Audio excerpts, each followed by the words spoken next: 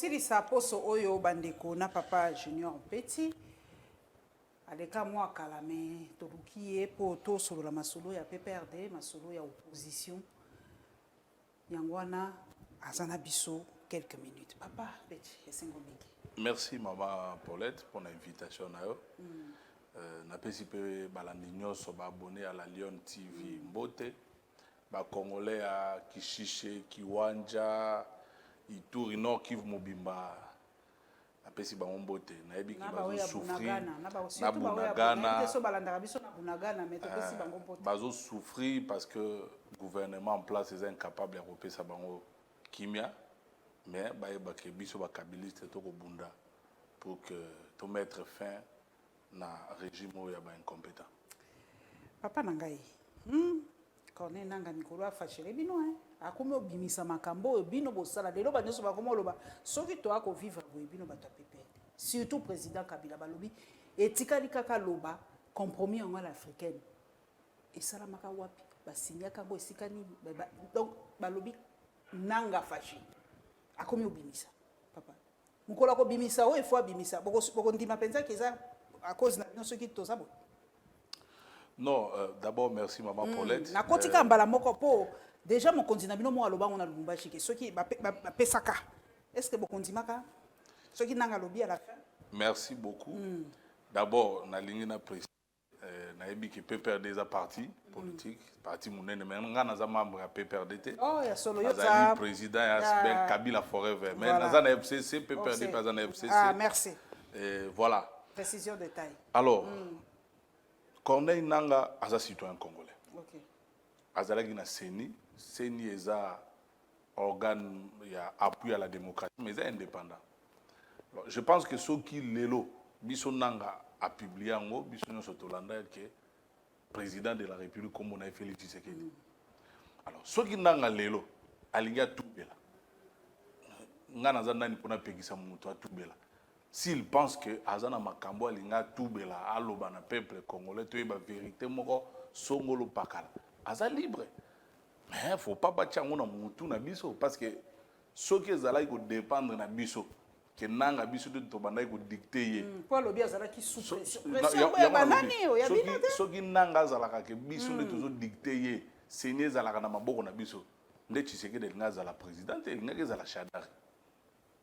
Parce que le candidat à l'élection 2018, c'est Shadari. Shadari a été présenté par Nanga comme troisième dans l'élection il y a 2018. Donc, Biso, le losogi Nanga lobby, a été la lobby Makamunae, Bisto qui golobate que Bolatisa Biso. Et bon, sogi lelo, Nanga a été pardon à Mokira lobby, il y a solo Moutalonga qui m'a pronommé Manuel Ramazan Shadari. Donc, c'est exemple. Biso nangam na biso to kolobanin mais pour nous salaki biso mabebo donc na minute oyo on ne peut pas attribuer ça à Joseph Kabila parce que Kabila est président de la République mais la CENI est indépendante et salaki musala nango Corneille nanga ne mutazalaki mokambi s'il pense qu'azana makambo ya koloba à tout bela il n'y a pas de problème donc wana bolati sango biso te parce que biso tozalaki na biso nanga pona ko financer ma ponami et puis ton ndima ki résultat o epesa maki. Mais si est-ce que Corneille Nanga droit de réserve wana pourquoi à perdre en gros pour bato zolo ba asana droit ko lobate droit de réserve ezali est-ce qu'il faut loba on so zolo ba est-ce que zolo ba pour azali candidat ba mso ba bina tout pour ali candidat to parce que ba bote carré minier na ya moi pied kanda. Bon il faut to que nango soko ba Nathalie nyonso te mais moi ba extrait ya discours na na ko mona ba compte msusu ya RFI Stani Boujakira et les autres. Et ça, il faut pas tout zonga na sens ya mabe. Peut-être il faut par exemple tant aza koloba non biso nyonso awa surtout ba union sucré chanson na bango ya chaque jour de la armée na biso les infiltrés. Wana o bango baloba. OK. Non, na lobi bango déjà baloba ya. Balobi azuka ka refrain ya Kagame donc a pesi Kagame raison de Kagame alobaka bakota ka pona ba FDLR donc a pesi Kagame raison il n'avait pas le droit de parler. Ya nazo kende tango bango baloba kawa. Ko banda Kabila l'UDPS à l'opposition. Alobaka ni armée na biso infiltré. Armée na biso infiltré. Nzembo wana yemba makana 10e rue chaque jour. Mais si vous avez nanga pe ayeli susu ko accompagner bango kaka na chorale parce que bango ba yemba déjà chanson na ke armées infiltrées. Ceux qui nanga pe susu ko loba yango. Moi je pense qu'il faut des services de sécurité na biso et zo discours ya nanga au sérieux, ba travailler pour voir si réellement ba infiltrer on a bazali. Parce que admettons supposons que bazali. Mais si ko yango na loba no mama il faut parce que pour nani ne sali pas si tant on kaka yoki ke nanga à lobby. Voilà pourquoi j'ai dit, si réellement il y a infiltration, et c'est un service de sécurité, il va travailler pour que tout y ait la vérité. Donc ça, il ne faut pas non. Donc voilà un peu, on a fait ça, pour l'opposition, or nous proposons, discours yananga, scripté en malamu, batala, oh ya lobby, est-ce que va infiltrer bazato bazate? C'est ce qu'il faut faire. Ce que c'est bon. Et puis, on l'appelle discours, parce que les militaires UDPS, ils toujours que l'armée est infiltrée. Mais pourquoi vous empêchez à quelqu'un d'autre, il y a Kolanda, à l'obo binomo déjà pour le barrer, tous infiltrés. Donc, on va travailler pour voir si réellement, Nanga, il y a comme révélation, tous infiltrés ou pas, c'est ça. Processus électoral, toujours catégorique.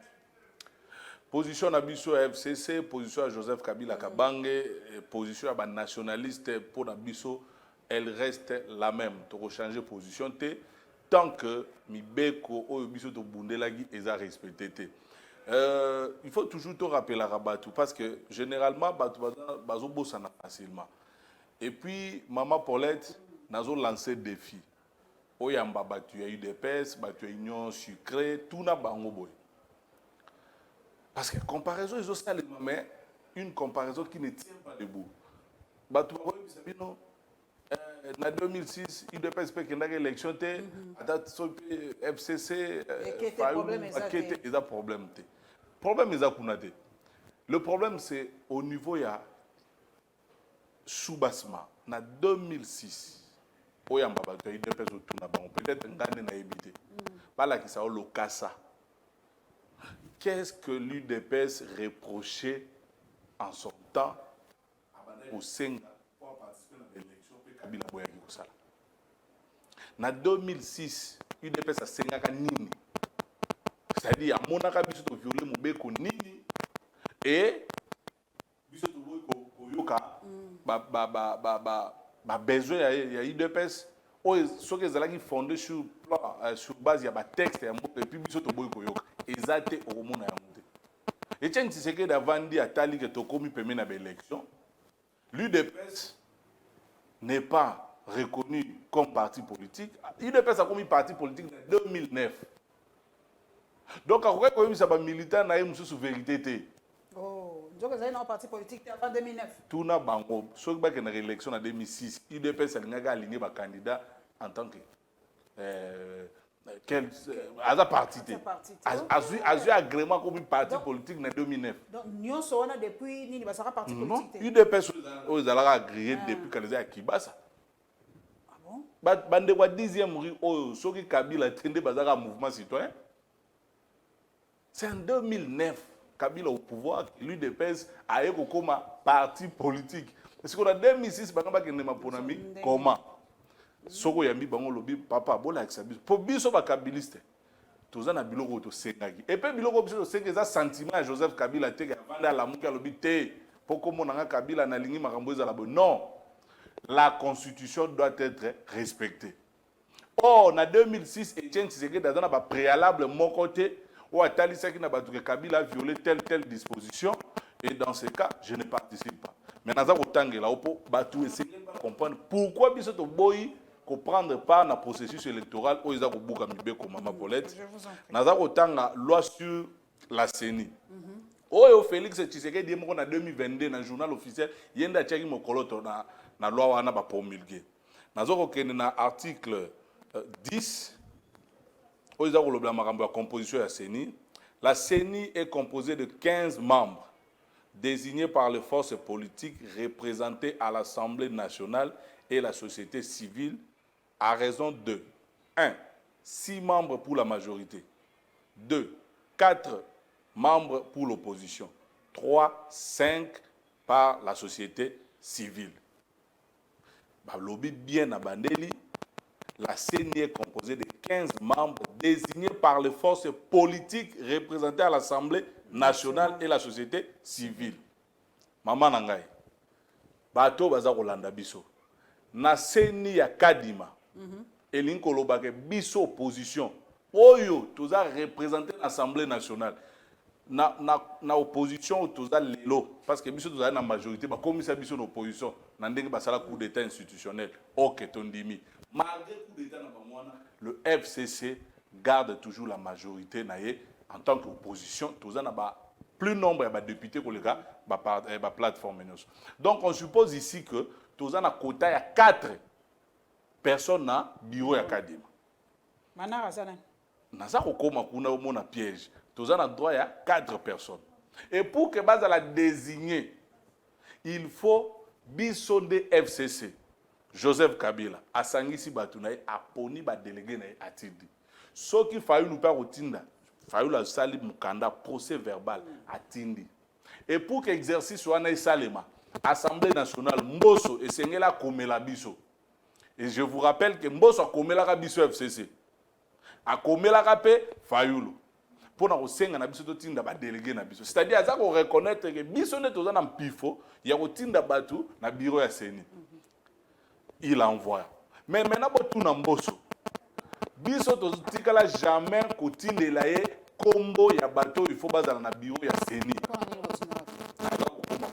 Parce que déjà la procédure ya désignation ya Kadima ezalaki déjà mabé. Donc le problème au Congo par rapport à l'élection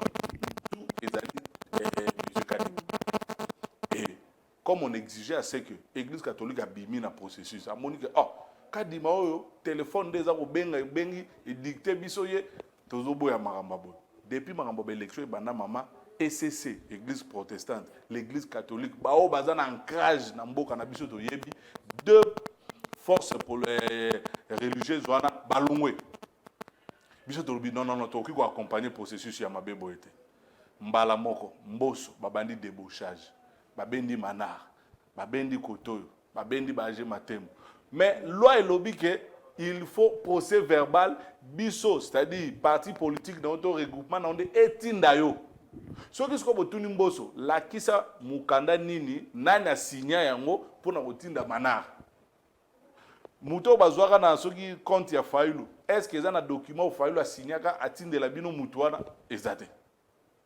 Vous imaginez, bazui batuna bango ba créer ba créer. Donc biso to lobi jamais, biso to bundi Kabila za jeune, Kabila n'a même pas fait un troisième mandat parce qu'il voulait respecter la constitution. Mais bino boye na bino bouti poto ba msusu boya ba juicière, allez directement biso to bana ko accompagner bino na violation mibeko.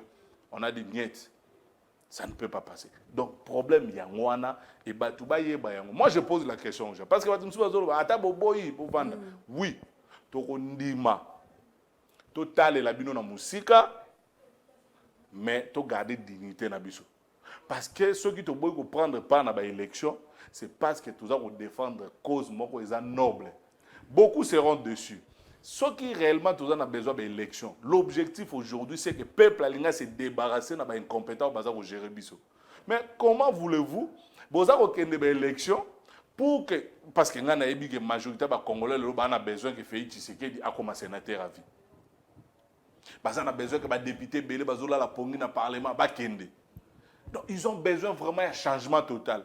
Mais comment vous apporter changement pendant que Mouto Yazana Seni hier si batie dans mutu au moins les années de CD déjà enregistré que jour ya publication à autant kaka Félix Tshisekedi président ba député na bon baza ko se préparer déjà à ebi que o aza député non ne ba vandi wana za mutu sabi déjà aza député bien sûr mutu sabi que ngana député na tshemo na ngai moi na nga kozala suppléant na ko ma PC donc ils ont tout boutique pendant que Batouba au travail parce que signe à liboso za ko lakisa que za boutique parce que CENI est uniquement composé na ba union sucrée aucun délégué de l'opposition comment tu kende robeta balle terrain ya adversaire arbitre adversaire non maramunion sur adversaire ba juge de touche maman ata ba pêche au penalty ba on dit mangote donc C'est pour cette raison que nous avons décidé de ne pas accompagner la fraude. Bongo bato na bino Julien Petit ba kei na moni bato mingi ba kei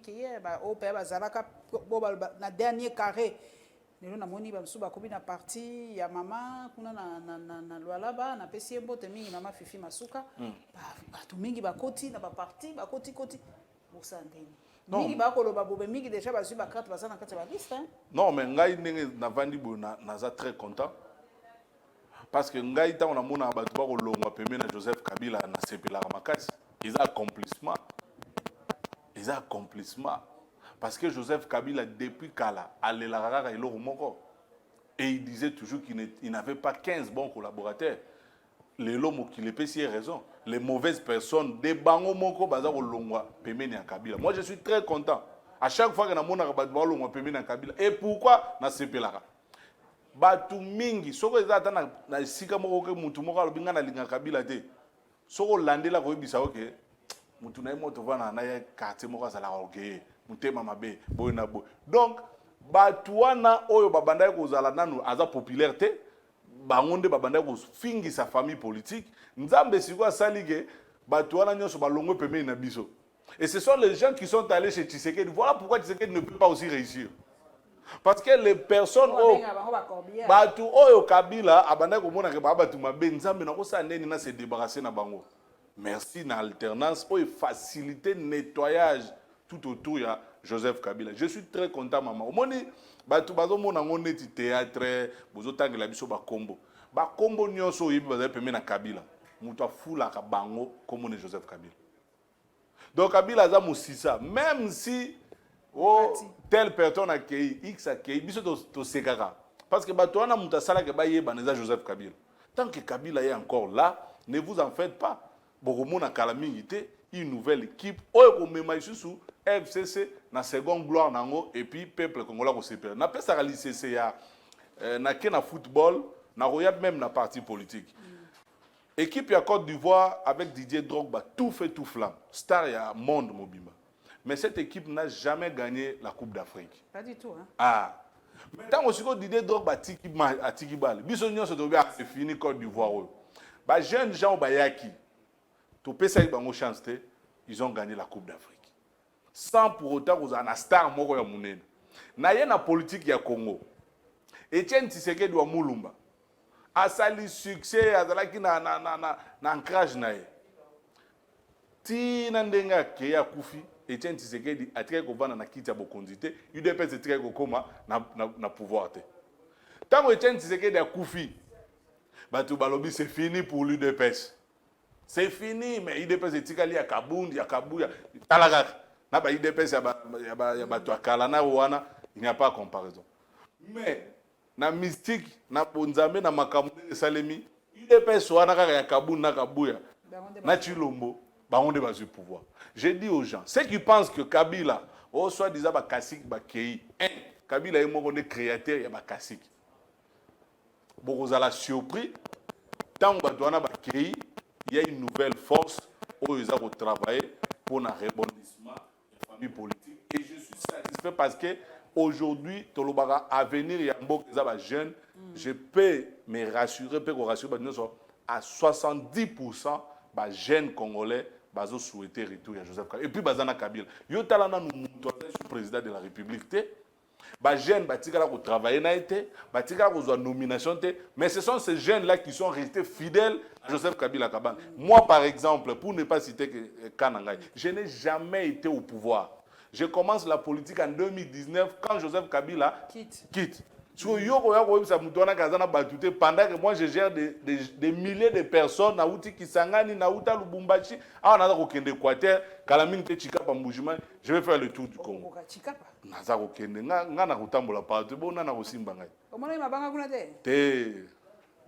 Mabanga na bango ane usuke pa na bango mo.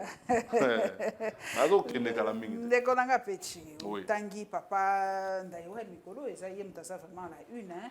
Balobi constitution eza ya Kabila. De bango ba constitution ya Kabila, constitution ba belligérant fait kuya. Faut peut dire kuya, ça changement, ça ko révision te balongoli ba te pembeni. OK. Bilo boko katandeki nini? Ko ba bébé Kabila ya kapena na ouais constitution te. OK. Oh paix ça na posa ba paix constitution. Donc à chaque président sa constitution. Comment on est Non, d'abord eloko ya pasi. Nzamba batela Congo asunga biso ke Congolais à comprendre dans le loro ni toza koluka. Ce qui vraiment papa ndaiwel ta on a kotala imagine pena mukolo AGKI. Comment na ajwana baninga baluka ba tika bilembo. Obi Lumumba après ça ba tu devoir. Lumumba avait moins de 40 ans. Mais biso nyonso tolelaka Lumumba na ba poto ba pays ba venu na komba Lumumba. Comment yo papa na ajwana. Et là on inazo koluka ici pour flatter Félix Tshisekedi. Et là, on a dit pour flatter Félix Tshisekedi. Comment on peut être égoïste jusqu'à ce point? Maman, est-ce que les gens sont au moins conscients de la souffrance au peuple sous Félix Tshisekedi? Mais comment, Moutazoui 5 ans, tout le monde a un indice, il y a un changement. Au binga tango Félix Tshisekedi a eu beaucoup de lobby. Ah, il dépêche de banda kolobare. Tonyata masang le roi bakaya ça donc ah ouais vraiment. En tout cas, ça va. Moi, je m'attendais, l'IPA au Kabila tika qui n'a 200 francs, Félix Tshisekedi a kokiti ça on a 100 francs. Bon, pour ne pas que trop, il fallait même maintenir le niveau au Kabila tika qui peuple congolais. Non, mais les lots c'est Congo ils a ceux qui m'ont Congolais a fait qu'il fait le a pas si mingité parce que tous ceux vivre déjà il fait le sous Félix Tshisekedi. Souffrance c'est ça ma case. En 2018, ça qui a semoule c'était à 27 000 francs. Aujourd'hui, sac à semoule, c'est presque 70 000 francs. Comment voulez-vous, yo papa ou vandi, osons réfléchir à stratégie pour Félix Tshisekedi pour changer la constitution pour que le mandat et quoi a 9 ans. Parce qu'il s'est dit déjà que tout ça a séni, maintenant il faut changer la constitution, comme ça, il y a 9 ans, alors ça va calcul. Comment vous pouvez avoir mon thème à raisonner stratégiquement pour nuire? Parce que toutes ces personnes qui souhaité même qu'on accompagner l'élection Yamabé, c'est un ennemi congolais. Parce que qu'on accompagner le processus électoral égal qu'on accompagner Félix dans le deuxième mandat. Et qui veut dire deuxième mandat Félix égal Chile, égal détournement, RAM égal 100 jours. Ils vont continuer dans ce système-là. Donc, on les bon raisonner comment côté les Melabango pour que tu organises ma ponami malamu. Non, moi je vois des gens qui croient. Tala, ceux qui boyoki parti mobimba basala, yorelo na patouana ba na deux phrases, formol na kadiosha. Kadiosha za lokuta. Formol le biso ba beti mutu formol les apo ba bomio ba neutraliser. Mais ces gens-là, bozo pesa bango confiance que yolobi mama Paulette ceux qui voter yo ba ko publier résultat na hôtel. Non. Ba ko sala ba doit ko tenir compte même ya ba droit de l'homme te. Mais vous pensez que toi accompagné non toi que des caca. Oh donc un mot bango bazo vendre babé donc nazuvena tabazo ya ponga moko na 4 mbeli. Vous voyez déjà Kadima, Kamuleta structure wana mobimba vraiment vandi pe boye ba proclamer que Félix Tshisekedi a zuité. Non. Pourquoi maman ceux qui baza conscient Kabila en 2000 na ba élection il y a toujours ba délégué opposition. Jacques Joly était là bango nyonso. On a même audité fichier en 2018. Bon, pourquoi bino boyebi que fichier wana eza na problème toza ko bomba pona. Awa soki muta koti alobité nde bozo sa l'émission ba ici biso que boza na grenade awa. Ngana otolobi toza na grenade te. Ça va to fouiller bino yo lobi ngai bokoki ko fouiller ngate. Ba to wana ba kolobani. So kozo ko boya to fouiller c'est koza na grenade.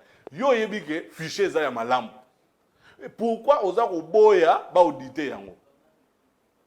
Tala na pesa bino révélation mususu.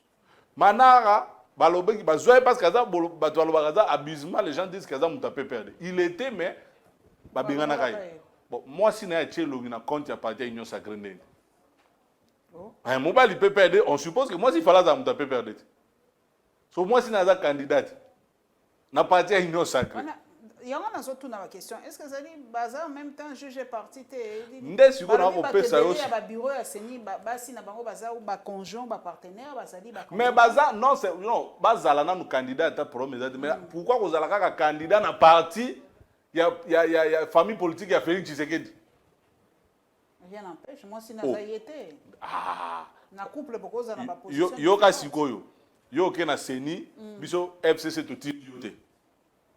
Moi si na yo atie longi na parti ya pouvoir bato ba débaucher.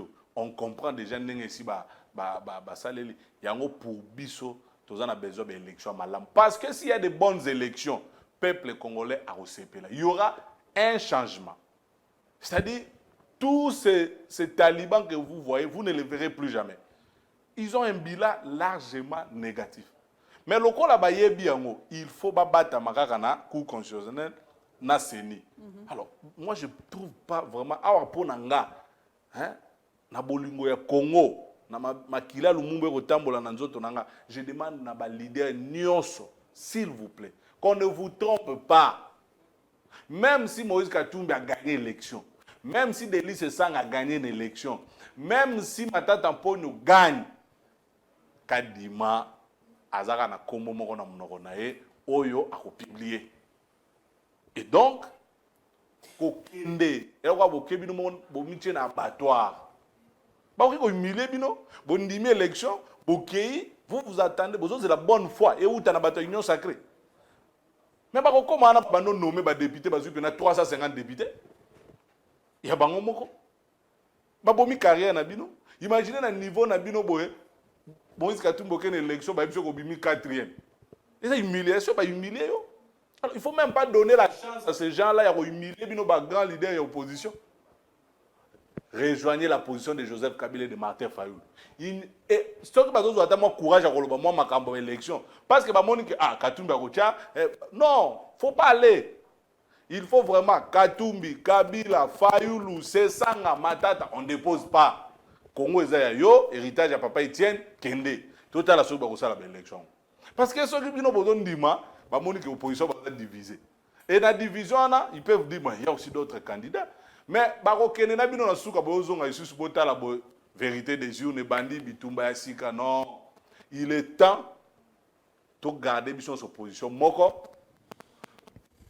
et Bobati la peut-être $100,000 na bino parce que na oki que Camille te dépôt par candidature. Boki pe ko tiape $100,000 après match na suka film mais train bazolo be kei mais train sur démarrer l'accident il faut comme à destination. Ming ba ko le la pe ba caution hein. Ming total la rendre film en ezali.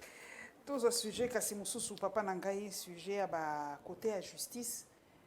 Dans ce monde ba libération, ba blanchiment, ba tout ça. Kaka ba tuna bango. Bon, si quoi justice yango lelo, ozo mona ngondenge nini nanga ipo à l'époque balobi pe justice ya Kabila pe zalaka mais oya lelo penza yim tozo ko opposition zo mona la justice ndenge. Bon, oyebi bato bazoloba que justice ya Kabila. Nazo zo exemple tozawa na Perfect Télévision hein sous Kabila. N'est-ce pas? Est-ce que ndeko nanga Peter Tiana monaka vraiment Demia pe Aner arme ndenge to monaki bongo na pesi mbote sika zali c'est vraiment un vaillant parce que na mona na bilili nde ba ko zoye puis à garda qui mobile na ye alors et si bon mona scène ya bongo rien que pour na ko zo journaliste na zuka exemple wana non mais lelo biso to zo mona justice o bango baza ko kumisa eza to moni vraiment que détournement salimaki ba agent ya COVID-19 bazole la bafuta mite mbongo pe kei mutu wana ba kite bakangi mususu wazo kanza Brazzaville ba obe a détourner mbongo et puis ba salie azui grâce présidentielle donc mutu obiso ba biso ka yibi mais alobi nde mokonzi mboka BBC ngai mususu to sali procès wa totali procès na télévision mbongo a 100 jours ba bimisie ba pesi pe toute économie en mboka.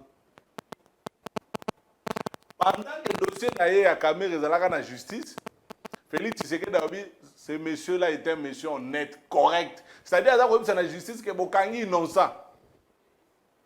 Bon, si vous tirez le mandat aussi la maman Paulette, banda kuba ya maison préfabriquée ba soda, awa camp militaire yango ekeya. Ceux qui batonga ta ba maison, ceux qui peut pas préfabriquer. Bon, mandat aussi là.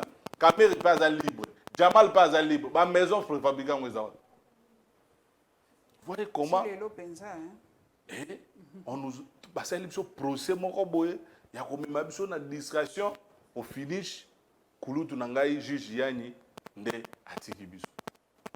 Bon, to justice o bango baza kokumisa oyo wapi mutu bazoya bazokanga mutu ni mandat ni convocation bazwi yo bakena yo o infraction lobby na arrestation Salomon Escadela mais mutu biso to voyagaka yo so mona mutu aleki déjà service ya DGM ba repérer mundu kité allez boke ko kangela mutu na tarmac donc c'est vraiment pas propre hein. Moi je dis que biso to kwa kozwa batebe balobaka bino batakabila boki kolobate bokoki penza kolobate 18 ans bobomi mboka 18 ans penza po biso to lobate oza droit ata mukia kolobate po biso to lobate il fallait ba remplacer biso ba sala koleka biso bino boza même pas na genou na biso on ne se boza ko sala des chèques bolingi to lobate comment gratuité de l'enseignement bongo ba militaire mati nini susu chileje bakotonga batongi mama yemo basali francophonie basali suni biloko ebele hein. Maman Paulette oyebi ko chola bato yoka na ebisa o Kabila na 29 ans Congo est divisé na 4 parties soko lingo benga ndeko na ona gomo che code ya Uganda mboke kendaki. J'ai dit bien 29 ans Kabila a réunifié le pays. À 29 ans, Kabila a doté à ce pays une constitution où il comme si le fait Tshisekedi président par la voie démocratique. Joseph Kabila s'est battu pour construire Nzela Kolongwa Awa Tiko Koma Chikapa 13 heures de route. Ce qui lelo na ebité so Kabila salaka lisumu ya kotia pont Loange ndo moni bandeko na biso pe moto ba envahir biso to komi pe belé. Joseph Kabila a Kolongwa Matadi. Et Zalaka, il faut qu'on les gagne en train. La route n'était plus praticable, c'est Joseph Kabila. Le pont pose au Congo central, c'est Joseph Kabila. Le pont Lualaba, le deuxième pont, après le pont Luango, ils ont le pont Maréchal, c'est Joseph Kabila. Joseph Kabila est un mboka où Maman Paulette a coûté gouvernement, le ministère et un mboka n'a pas foutu la pas moutou, individu. Là vous avez immeuble intelligent, oh et ça que ministère Joseph Kabila prend le pouvoir, le code minier depuis l'indépendance. Gratuité enseignement. Nazokoma, code minier, c'est l'œuvre de Joseph Kabila. Mais la gratuité de l'enseignement, je l'ai toujours dit, ça a commencé depuis Kabila. Comment il y a la papa ya iloko tandis que biso moko bakolo constitution to tiaka gratuité na kati. Nous on ne voulait pas il y a gratuité mo ya lokuta. Moi, je suis sans courroie. Il y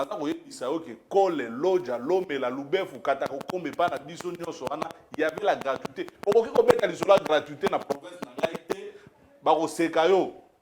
Mais ce n'est que le quinoa parce que Kabila a un programme, on ne pouvait pas qu'il y ait une gratuité dans le populisme.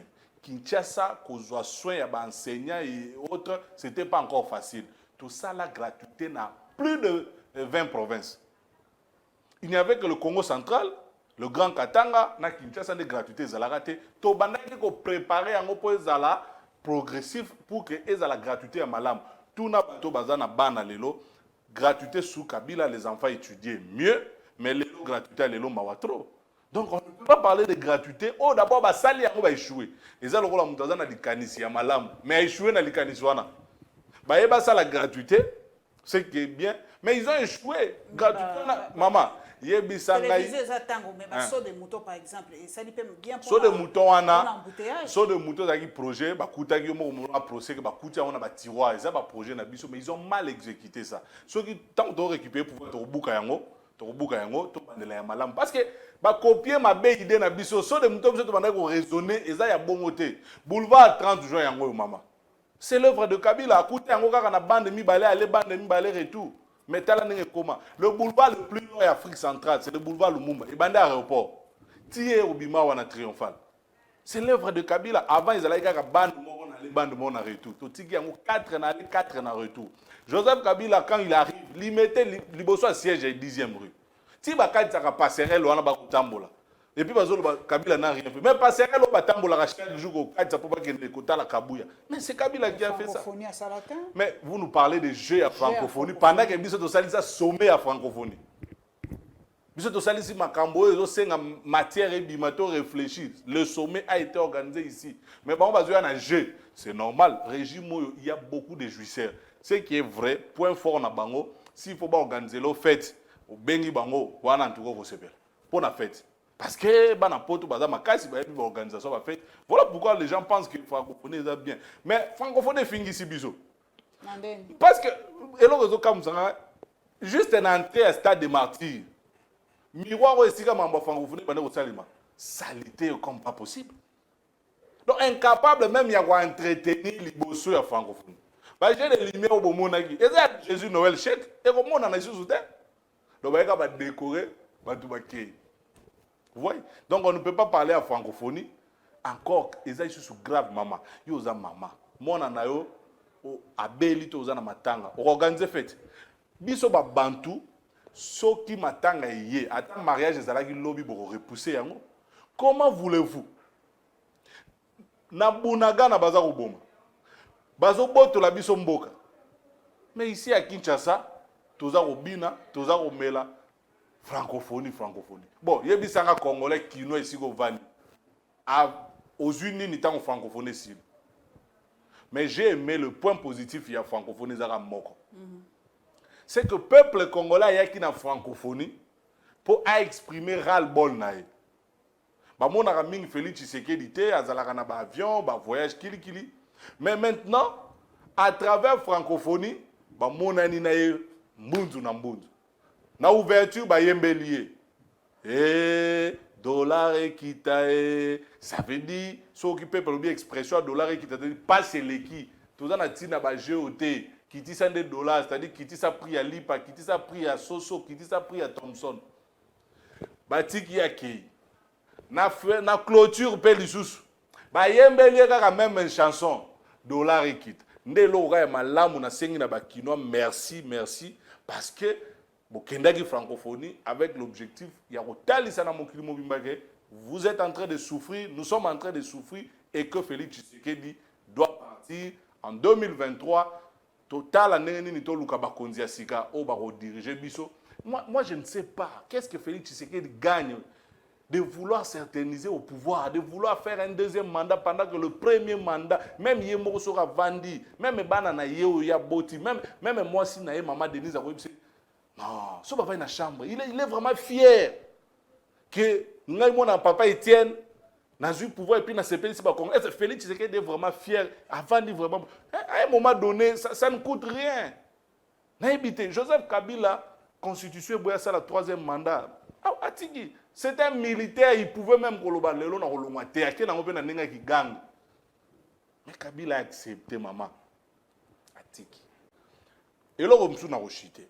Beaucoup de gens, Balobara, Joseph Kabila, Balobara Bisma sans savoir que non, Kabila n'a pas glissé, Boyena Boye, article 70.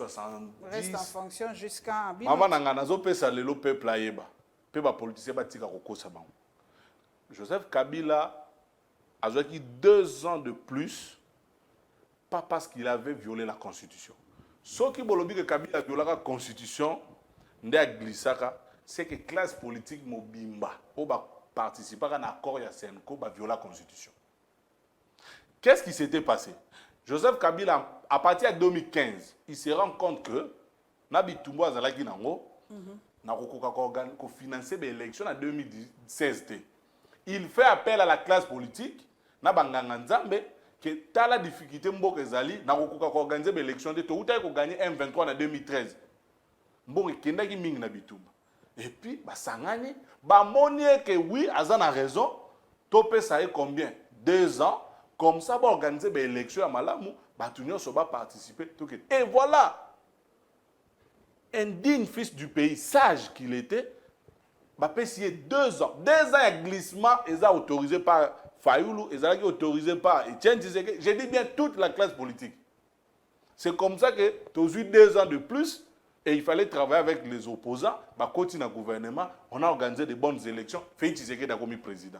Donc ceux qui moutaye biso que Kabila glissaki eza na ngoka ka mutema mabende ba mesana ko la Joseph Kabila makambo. S'il y a un glissement, c'est que le glissement est qui autorisé par tout le monde et que biso sont violer la constitution. S'il faut parler il y a violation. Deux, na yo ka kapé brassage et mixage. Ceux qui moutalobi que brassage et mixage, c'est que encore une fois de plus, le brassage et mixage, c'est l'œuvre de Sun City. Sun City, Kabila n'était pas seul. Et d'ailleurs, dans la révélation, Kabila n'était pas pour le brassage. Il était pour le brassage dans le sens ni Bemba Ozana ba rebelle na yo, na kati MLC, on prend les Congolais de toko tsa bon armée. Mais les Ougandais pas kende.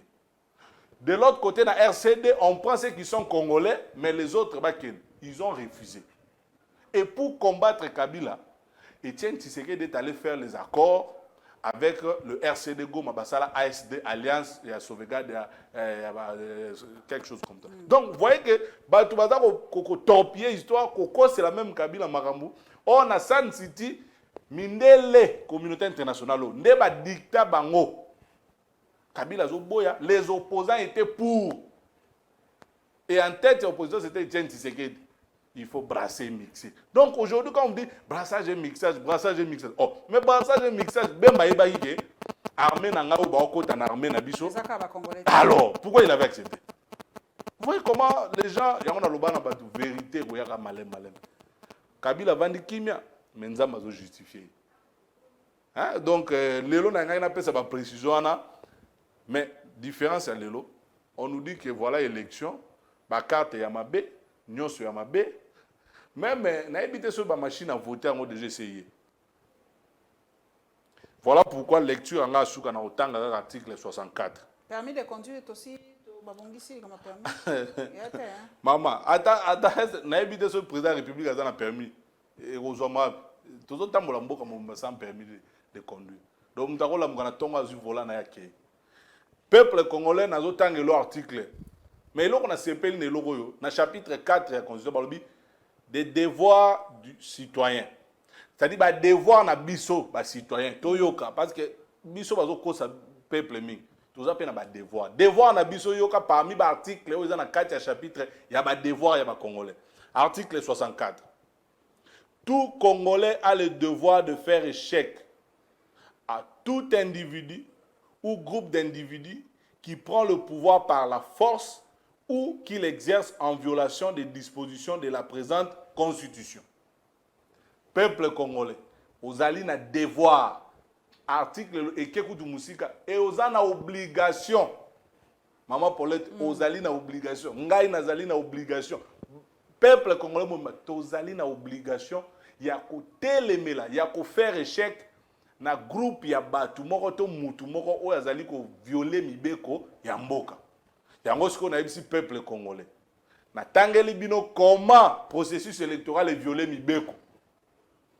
Botang article 64, biso Kabila forever, nazali ko s'organiser, na robenga bino na activité, nazako reproduire article 64 na français, ezali déjà article 64 ya lingala, 64 na swahili, 64 na chiluba, 64 na kikongo.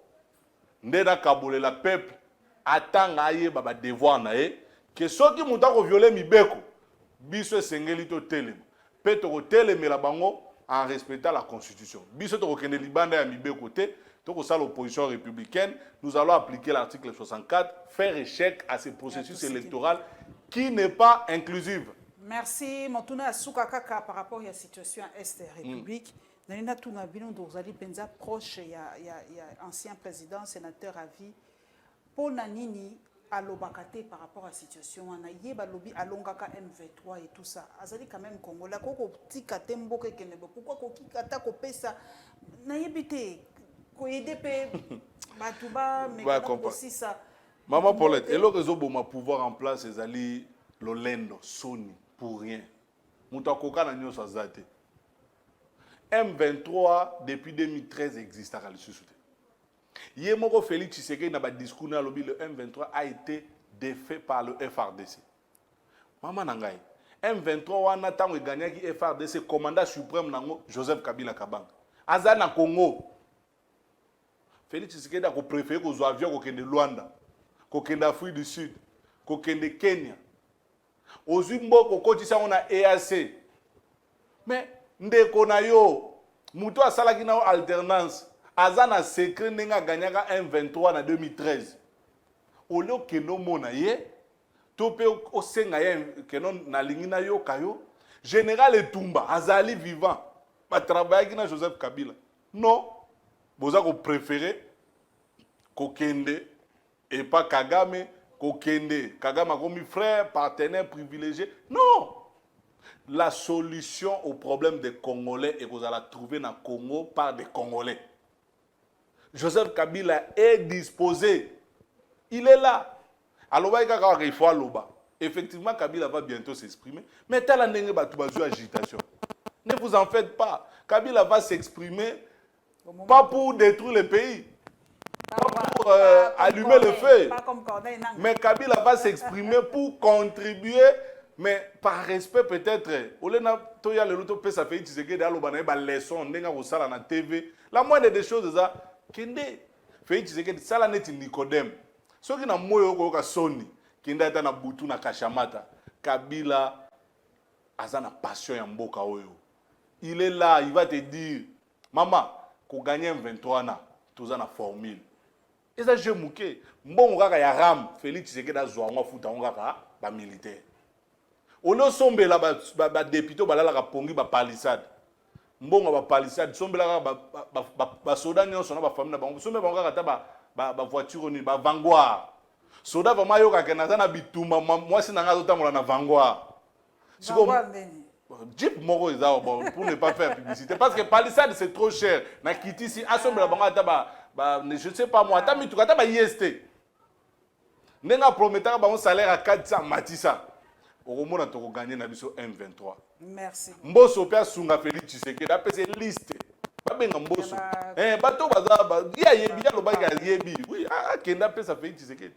Donc aujourd'hui pour la question ya Est et Maman, naza komona ke bao baza ko kamba biso priorité na bango eza mingi kuna. Pourquoi na West to kosuka wana ba bombondo ba situation comme mais yango naza ko loba Kabila tiki mboka mobondo kudo zalaki te. Donc il n'y a que tala chef de l'État.